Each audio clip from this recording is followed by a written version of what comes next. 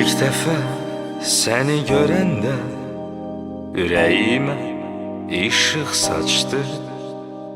O mələk simalı üzü qəlbimə hək oldu o an. Sanki parlaq günəş kimi ürəyimi isitdin sən.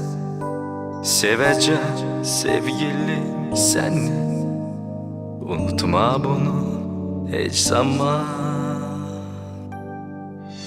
Sevgilim mənim, sevgilim, bunu söyləyir gözlərim. Sevgisiz sevgilim mənim, bilirəm dayanar nəbzim. Sevgilim mənim, sevgilim, tək səni istəyir ürəyim.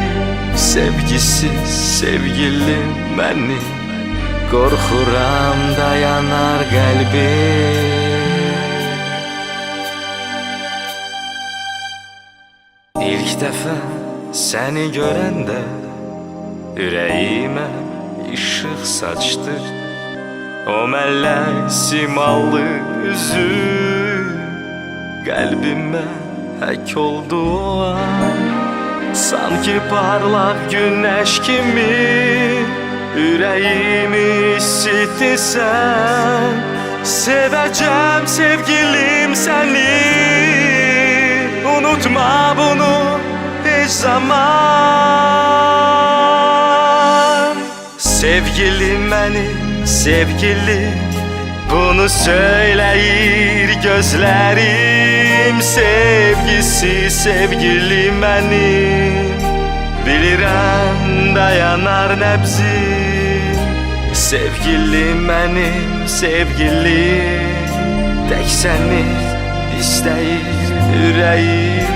Sevgisiz sevgilim mənim, qorxuram dayanar qəlbim. Sevgilim mənim, sevgilim, bunu söyləyir gözlərim. Sevgisiz sevgilim mənim, bilirəm dayanar nəbzim. Sevgilim mənim, sevgilim.